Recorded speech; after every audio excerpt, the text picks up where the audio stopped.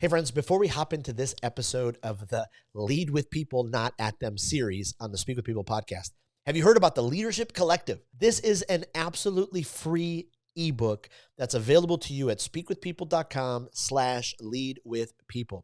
This is a leadership companion guide that's just filled with 37 different leadership principles from leaders from around the country who poured out their insights and their wisdom to help all of us grow and become authentic and healthy leaders. Make sure that you go and download the Leadership Collective right now at speakwithpeople.com/leadwithpeople. And don't just stop there. Send that link to a friend so they can explore and grow in their leadership as well. Thanks. Now, for this week's episode of the Speak with People podcast. Well, welcome to the Speak with People podcast. My name is Jason Raitz. I'm so excited you are joining us today. At Speak with People, we believe that healthy communication is oxygen for your relationships and your leadership. So whether you communicate from a stage, one-on-one, to a team, or from behind a screen, we hope that our time today inspires you, challenges you, and encourages you to use healthy communication in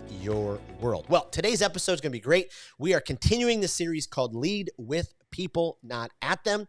And today we're diving into a fantastic topic, a deep topic that lies really into the heart of effective and authentic leadership, our worthiness. And so in a world where sometimes self-doubt can cloud even the most seasoned leaders' judgment, it's crucial for us to, and for them to understand our intrinsic worth. Like, we are worth it. And so in this episode, I'm so excited to dive deep into this topic. I'm joined by Eric Brooker. We're going to shed light on different aspects of knowing that we are enough. And I got to tell you right from the get-go, his book, You Are Enough, has just, it's powerful. It is powerful. I read it on a flight last week and have gone back and forth and have sent it to already a couple of friends. And I'm so excited to have Eric on the podcast. He is also an incredible podcast host of an incredible podcast that I listen to very frequently called Council Culture. And I'm excited to talk to him about that as well. But I'll let him share more of his story. Eric, welcome to the Speak with People podcast. Hey, thank you so much for having me. It's great to be here. Absolutely.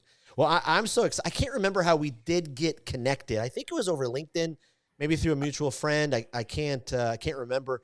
But ever since that first phone call, you left a mark. You are a very good communicator, and I appreciate you taking the time for this show and, just to connect. So I appreciate it.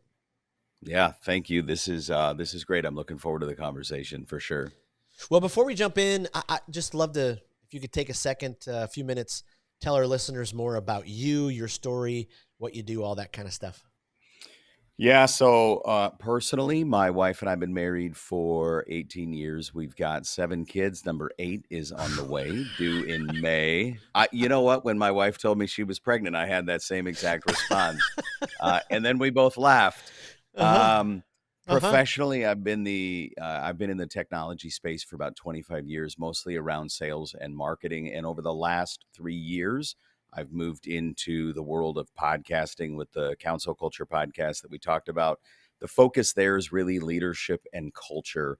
I had a really bad job at one point in my career and decided that COVID was going to be the time when I learned about the ways in which I could not make that same mistake again. Since then, we've had a myriad of conversations, from the CEO of Chipotle to the founder of Reebok and everybody everywhere in between. Incredible. And it's just been an absolute gift to have the conversations. I joke with my wife, if nobody listens to the podcast, I'm still going to do it because I still get to have these amazing conversations every week.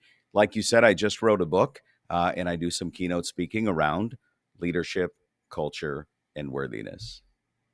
I love it. That's fantastic. It's interesting talking about the podcast. Our podcast is much younger than yours. By the end of the year, we'll have 82 episodes. And so we're kind of going. And the other day I was thinking, years ago, I worked on an MBA and I just wasn't able to finish it. Life got crazy with kids and all that kind of stuff. And I was thinking that this has been like going to school, because it's just amazing, some of the conversations and some of the interviews that you've had. What I love about your podcast is not many of us can sit down with, some of these folks and to be able to sit in on your conversation. I mean, it's just been so helpful. I mean, it's just encouraging. And so I love what you do. Thank you. No, I appreciate it. I think for me, the fun part is when you pull something out of a guest. I'll use Larry Johnson for those that don't know the name. You're going to, because you and I are about the same age. Larry played in the NBA for 10 years. He played the role of Grandmama on Uh-huh. Converse commercials. And I won't give it away, but when I asked him the one question I end every show with, which is, in this case, Larry, you've done a lot of interviews over the years. You're asked a lot of the same questions. What's one question that you wish people would ask you, but they don't? He asked me, he said, I wish people would ask me my biggest regret. And so when I asked him that, I pulled something out of him that I don't know that he's ever said Mm. publicly. And that to me is when hosting a podcast can really, it changed me because I wasn't ready for it. Yep. And it changed my perspective on athletes, and it changed my perspective on him as an individual. Mm. Boy, that's powerful. Yeah, those are incredible. And we'll put the link to that episode in the show notes because Awesome. yeah, that's fantastic. Well, let's jump into the conversation. Let's start with your book. You Are Enough. Like I said, I read it recently on a flight, was fighting through tears. I love when you're reading something on a flight and then you start, fighting the tears and, because there's enough guy inside of me that I'm not ashamed to cry. But then when you get to that like ugly cry in public, you're like, okay, pull it together. But you take us on, you take people on a journey, an incredible vulnerability, and you share your story in this way of how you faced all these, struggles. Can you give us just the reader's guide version of it to kind of introduce us to the book?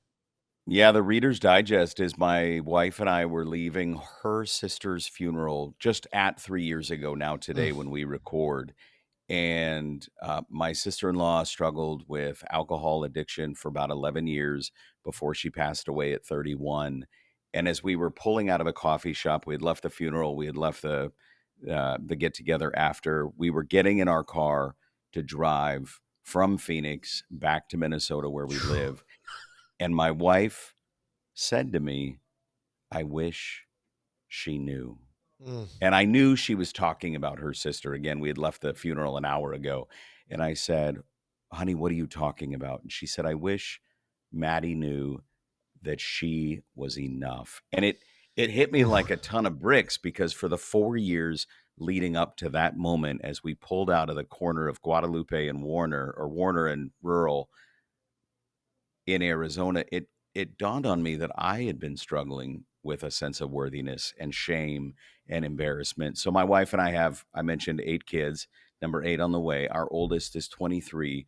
We've not spoken to date for about 6 years. The whole story is in the book, and anybody that's listening to this that is a parent can know that regardless of the situation, it's been an absolutely gut-wrenching 6+ years. And I absolutely, without reservation, struggled with worthiness until my wife helped me realize Mm. that, man, if my sister-in-law is enough, maybe, just maybe, I too am enough. And so 28 hours as we drove back from Phoenix to Minnesota, I struggled with this idea that, man, if she's enough, maybe I am. And if I'm enough, maybe the woman at Target is, or the barista at Starbucks is. And then it just hit me like a ton of bricks that we're all going through something. And we as a society, myself included, we're not loving one another well. We assume the best, we get frustrated easily, and we walk away. Mm. Yeah. Yeah. Already you've given us so much gold. And I think you hit on something that, I think so many leaders, so many of us, I know I have, we have this imposter syndrome, and maybe it's through social media, or we're looking at other leaders and we think, oh, they've got it all together. They're enough. They know exactly how great they are because of their platform or their success.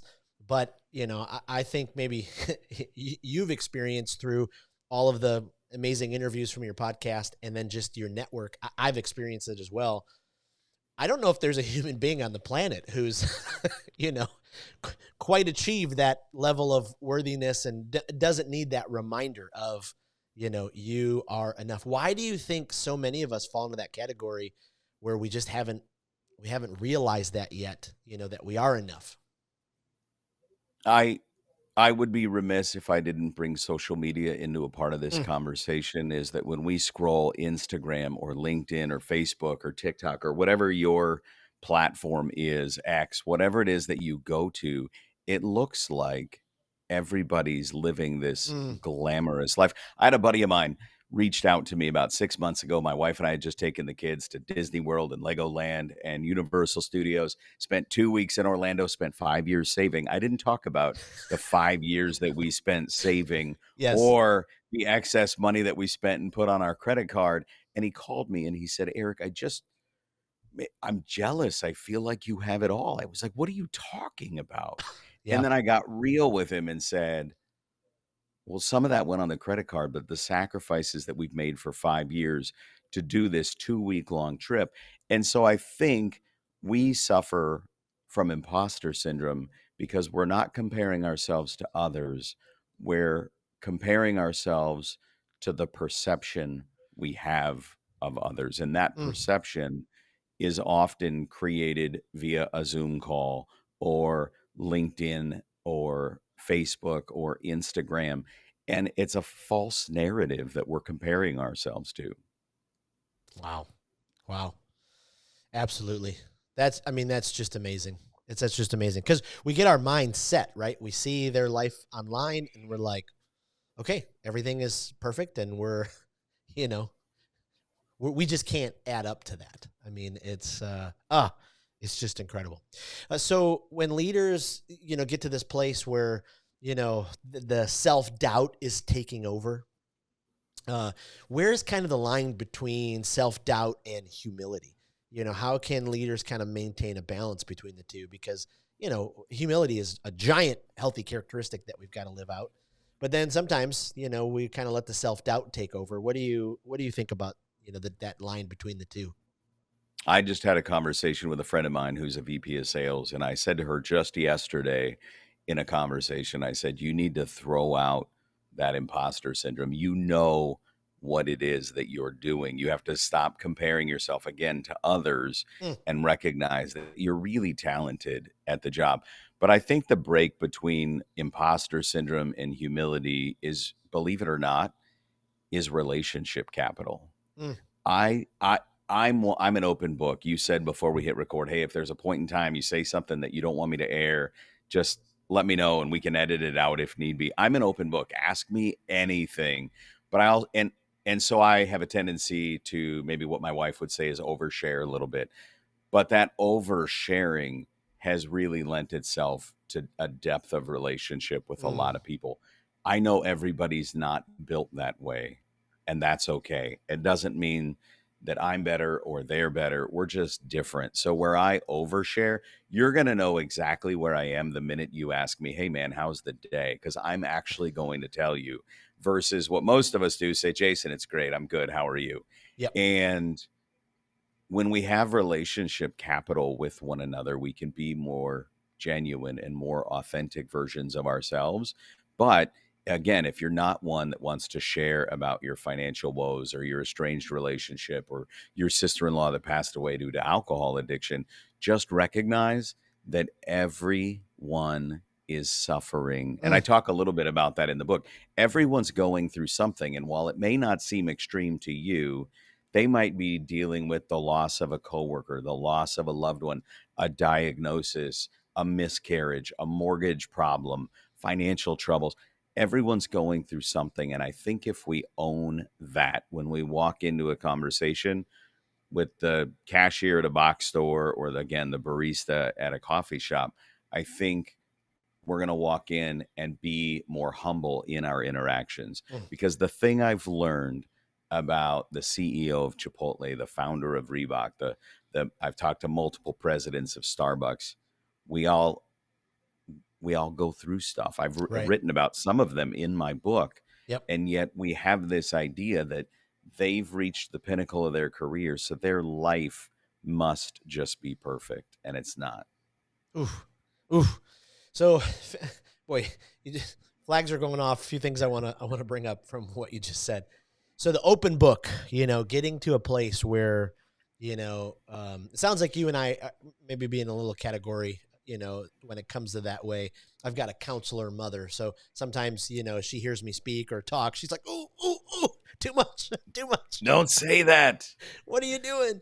But what I've also found is, I think, trying to find that appropriate level, because I've actually used Facebook a lot to be able to share some of those journeys. I have a very small platform on Facebook, but in the same way, I've tried to share some of those journeys to kind of show, like, hey, even in the midst of these lows or these really horrible things that have happened, we're going to keep our head up. We're going to move forward. There's hope. Yeah, it's going to suck, but we can kind of keep going. How do you think leaders, though, because I think sharing, kind of being an open book, is a really tough quality for a lot of leaders, because maybe they've been hurt in the past, or they're guarded, or whatever. Maybe their personality is just different. How do you think they can get to a place, just to open up a little bit more, because with that really does come some deep connection in their relationship. So what advice would you give leaders who are really looking to, be more of an open book and just at least, share the table of contents? Table of contents. That's a really great visual, actually. I've probably stolen this from someone, but I don't remember who, so I'm going to claim it as my own here for a minute. Vulnerability begets vulnerability. If you're a sales leader and you're asking your team to be candid about their forecast or to be more transparent about their forecast, you've got to be more transparent with them. Now, again, you don't have to share that your mom just died or that you're having to put your dog down or that your wife was just diagnosed with something, but you can share something that they can relate to. Hey, Jason, I don't know how to have this conversation. It's a little uncomfortable for me, Mm, but I'm if you've noticed the trends over the last few months relative to our sales in this office are not great. And I'm a little worried that I'm not doing something right to mm, serve you as your sales leader. So I want to go over your forecast today, but I also want you to feel free to have a candid conversation. There's something that I'm not doing well to support you, and I want to help figure out what that is to make sure that you achieve the goals that you set out to achieve when you started here or when we went over our annual business planning or the annual goal setting. That in and of itself takes you, Jason, in this case, the salesperson, off the defensive. It's no longer your fault. I've become vulnerable. I've opened up a little and said, mm. hey, I'm not serving you well. And then your answer is likely going to be something along the lines of, actually, I'm getting everything I need from you. I'm going through some stuff at home, Mm. or I'm getting what I need from you. And my son got a speeding ticket. We've got this court case. Like I'm just really, and then all of the sudden Yep. you've built, and it's nothing super big. It might be really big, but until you open up, you can't expect the people around you to open up. Yep. Oh, oh, that is so powerful. Sorry, I'm writing this down as we go, because that's just it. I mean, it's amazing sometimes. Leaders, they want others to open up, but they kind of refuse to do it, and then they wonder, how come people won't, truly share with me, or how come the walls up between us? Yeah. Oh, you said something a little bit ago too about, treating people with, humility and respect, from the barista to the cashier to, whoever it is. It really is amazing that leaders who's they really are in their own category, who view every single person on the planet with dignity and respect, and, speak to them like they matter. Why do you think some leaders get into whether it's pride or whatever it is, get into a place in life where, their communication with others doesn't do that? They're speaking at people, they're talking down, they're, mistreating them with their communication. I had an old boss, Sean, who used to say there's a fine line between bravado and arrogance. Mm, Just a reminder to your audience. I have a 25-year sales history. So walking in, or call it confidence and arrogance, I think that there are some leaders that feel like, quote, they have arrived. Mm, And when they have arrived, they're going to act a bit like that leader that they want to emulate. And that leader might not have been the greatest leader. I will tell you, though, from the founder of the CEO of Chipotle, Monty Moran, is such a great guy. mm. uh, the founder of Anytime Fitness, Dave Mortensen. I can tell you stories about my relationship, my friendship with Dave, the founder of Anytime Fitness, that started with a LinkedIn message or a phone call. Hey, I'd love to have you on my little rinky dink podcast. And Wow. we go to lunch, we get together, we text each other.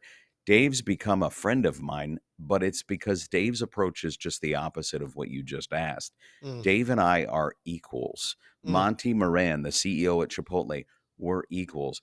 John O'Leary, Waldo Waldman, Jim Ailing was the president of Starbucks and the CEO of Tom's Shoes.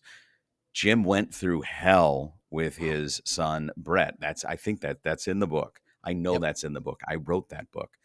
Um, but we all go through stuff. And so I Yeah. think the best leaders that I've ever interacted with, either on the podcast or professionally over the years in my career, they recognize that it doesn't matter what pinnacle they've reached. We're all equal Mm, when it comes to, I mean, the stupid analogy that comes to mind is we all put our pants on one leg at a time, right. but we're all doing our best every single day. Yep. To quote the great SNL skit, but when I put my pants on, I make gold records. Yeah. Yes. Need more cowbell. Need more cowbell. Okay, so a couple weeks ago, I'm in Nashville training some financial advisors, and a lot of what I train is healthy communication skills.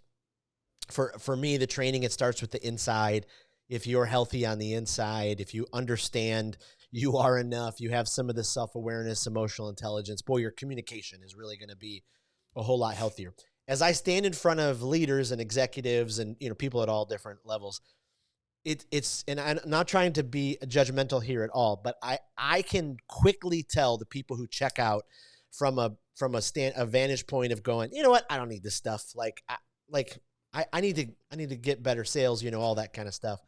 Why do you think it is so many leaders sometimes when it comes to dealing with, you know, our identity, our worthiness, overcoming those doubts, we check out instead of leaning into this? Because when we lean into this kind of stuff, boy, our whole health goes through the roof and everything improves at that point. Our communication, our work, all that kind of stuff. What is it that holds people back? So I think some of what holds us back is the things that we're going through that we choose not to talk about. Mm, I really do believe that I've got other things on my mind, and you're asking me to be focused on this guy on stage talking about worthiness or this guy on stage talking about communications. I know how to send an email. Come on, Jason, sit down. I've got this. But it's yeah. it's not Jason, it's not the book. It's the stuff that I'm going through Mm, on the inside. I will say, I wouldn't say as a sales leader, but as a salesperson, a young business professional, I went through that. I didn't feel sure. like I needed any Sure. training. And it wasn't until I had a positive experience. I was forced into a positive experience. I was forced into reading a book, and I really liked the book. And then I was really amped up about the keynote speaker that wrote the book months later. Mm, And all of a sudden, it had changed me personally and professionally. I was doing things that I hadn't done before. And I thought, well, wait a minute. If this guy Skip tells that great of a story, I wonder how many versions of Skip I've missed mm, over the years, or how many versions of Skip are in front of me that I otherwise would miss if I keep this wall or shield up and yep. say, I know all that I need to know. I was just having a conversation, I think it was with my wife yesterday. We all get lost and start to fall when we think we have arrived. I would say the thing that I've Yes. learned about all of the guests, any one of the guests that I've had, is all of them want to continue to grow and learn and mature, and they realize that they have not yet arrived. at whatever that destination is, they're not there yet. And by our accounts, if you and I had a conversation over some bourbon on a Saturday night and we started talking about your guests or my guests, we'd be like, yeah, these guys have told they're what we aspire to, Mm, but they're not where they want to be yet, mm. personally or professionally. Yep. Yep. Oh, that's powerful. So let's go into the, the position of, say I'm a leader and I oversee people. I'm responsible for building the culture, kind of setting the direction. What do you think are some practices that would be helpful in that role, to help build the kind of culture where people feel safe enough to share these kind of things, be an open book, kind of get to the heart of some of that stuff? I think you have to be the type of leader that you would expect. Like, I think the challenge for us in terms of building a culture is culture generally starts at the top. I say in my Mm, podcast at the end of every show, leadership is a choice and culture is contagious. The mm, hardest part about not being a C-level executive, but being a departmental leader is your culture is already defined. mm, Your company culture has already been defined. Now you may silo and create this own little cocoon of culture inside of the sales or marketing or operations or customer service, but ultimately that company-wide culture will get through at mm. some point.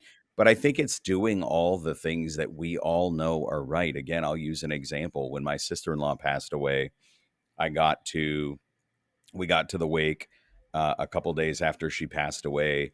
And I don't know if everybody else does this. So maybe this is me being vulnerable for a minute, but we're sitting up there, the casket, we're grieving. And all of a sudden, I realized that there are flowers galore.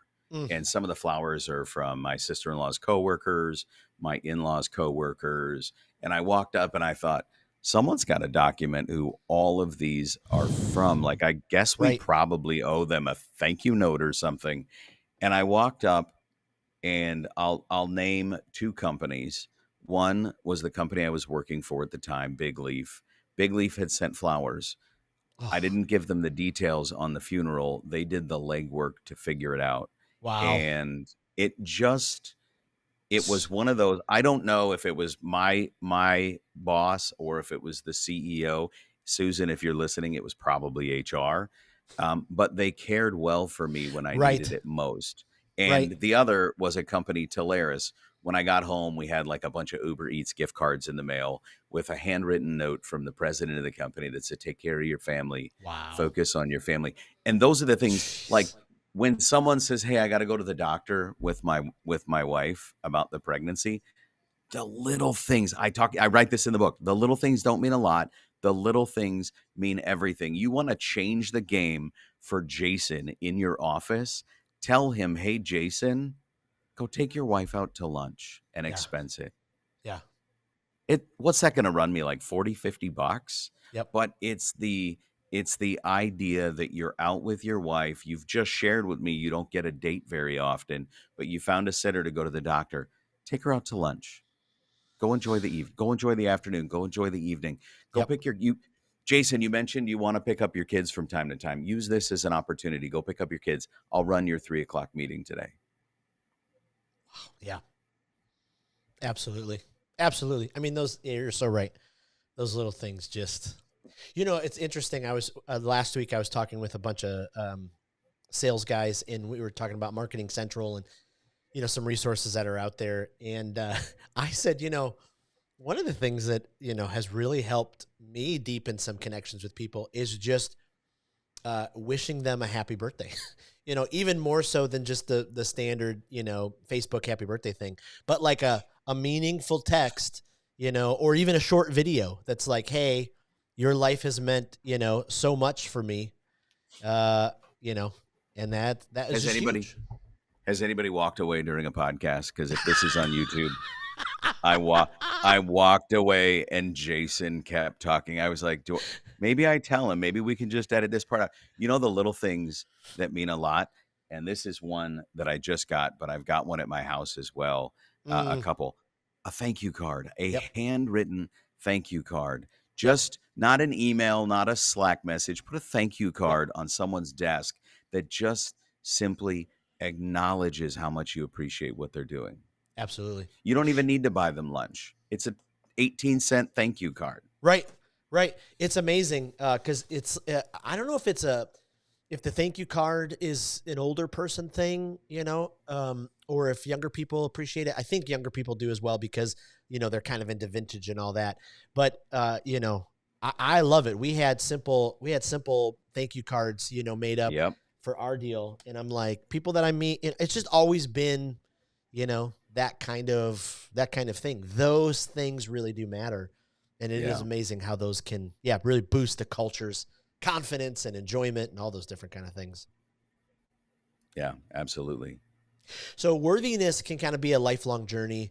As we kind of wrap up our conversation, what kind of guidance can you offer leaders who, kind of want to continually nurture their sense of worthiness, especially through their leadership career, because we're going to have ups and downs, and our family, we might have moments where our family lives fall out, or, a sales falls through, and all of a sudden, in front of everybody, we just kind of went down a few things.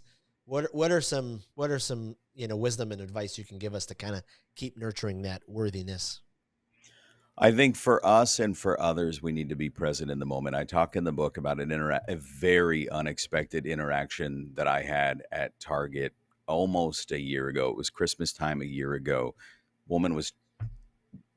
I was just checking out with my groceries, and I asked her how she was doing, but I did something that I struggle to do to this day, which is put this lousy device down. Right? We normally walk in with our cell phones. We're normally engaged in other things. We generally don't have that interaction with the barista, with the Yep. woman at Target checking out. So I would say being present to others is actually a service to yourself. I remember he was a judge. I don't remember his first name. I worked at the church when I was 16. Debbie, his wife, worked at the church. Judge Forrester, Debbie's husband, was sick with cancer. And there was something so beautiful about one interaction, almost pre-cell phone. He probably had one at the time, but he walked in to take his wife to lunch, and you could see that he had noticed things in the office that he had never noticed before. So but it's because all of the sudden his death is imminent and right in front of him. We don't know. At the time we aired this, Matthew Perry died just a couple days ago, the guy from Friends. Yep. We don't know the hour of our death. Right. In fact, I just posted my LinkedIn post for the day is literally right in front of me today. We only get to do this life thing once. Make every minute count. Don't waste time. Put your phone down. Be present to your kids. Be present to your spouse. Be present to your coworkers. And I believe in my heart that you will receive a sense of worthiness by being present to others that you otherwise wouldn't receive if you picked up your phone. The average person picks up their phone 2,600 and touches their phone 2,617 times a day. We're not present. I think we all, myself included, need to be present. My wife said to me the other day, I hope she never listens to this podcast. My wife said to me the other day, she said, "Hey, I read your book while you were out of town." Now, if you know my wife, I was surprised she read the book. I was also honored that she read the book because she went on a 2-year journey. She knows everything about this silly book. But then she called me forward, and I've told this to other people, so I'm not ashamed. But she said, "Hey, there's practical advice that you give in the book, honey, that you're not living." Yep. And I was like, yeah, so about that. But I would say the practical advice is a myriad of my content coupled with conversations I've had over the last 3 or 4 years. And I believe putting your phone down, looking people in the eyes, not when you're on a Zoom call with a coworker, shutting your email, and in fact, having your hands present in the phone call so they see that you're not doing other things. All of those things will impact their worthiness and yours. Oh, so powerful. So powerful. Thank you. Boy, such great insight and richness. And hey, before I let you go, before we kind of wrap up, I'd love to ask just kind of some rapid fire questions. Let our audience kind of keep getting to know you. Speak with people. We talk a lot about communication and especially speaking. Is there a speaker? Is there just someone that maybe it's someone you've interviewed on your podcast, or is there someone that you love every single time you're engaged, you lean in, you just love when they speak? There's two that come to mind. David Horsager, who happens to be a friend here in the Twin Cities, and Ryan Leake. Ryan Leake, if you're unfamiliar, I mean, go to YouTube and watch them both. Ryan really changed the game for me when it came to me putting my lack of worthiness and all my shame and all that aside to sit down and write the book. Ryan's incredible. Ryan is it's just incredible. For you, you're a podcaster, but is there a podcast, either development or guilty pleasure, that you turn to that kind of just fills you up, you just love? So I knew this question was coming, and I was like, maybe I tell him before, maybe I change the question. But my guilty secret is I've hosted a podcast. We're like 150 episodes in, and I don't listen to podcasts. I actually, I can tell you I'm a huge Patrick Lencioni fan, so he's Yes. got a podcast, At the Table, Yep. that I think on occasion I'll listen to that's brilliant, Entree Leadership, but I'm not an avid listener. I'm more of an Audible guy. I'm more of a book guy. Love it. Love it. So put you in a corner here. Is there a guest that you've had on that kind of stands out as your favorite interview? Ooh, Right? yeah, wow. I would say the ones that I've built relationships with are the ones that stand out, and not because I've become friends with them, but because there's a level of authenticity that most of us don't expect from people that get to that level. David Horsager, Dave Mortensen, Kevin Briggs, Kevin Berthia, Waldo Waldman. I mean, these guys just, Jim Ailing's another one. They stand out in a crowd as genuine, authentic leaders, not because they've had success, not because they've reached, quote unquote, the pinnacle of their career, Mm. but because they just care. John Mm. O'Leary's another one. There's a movie being written about his life right now. He's written incredible books.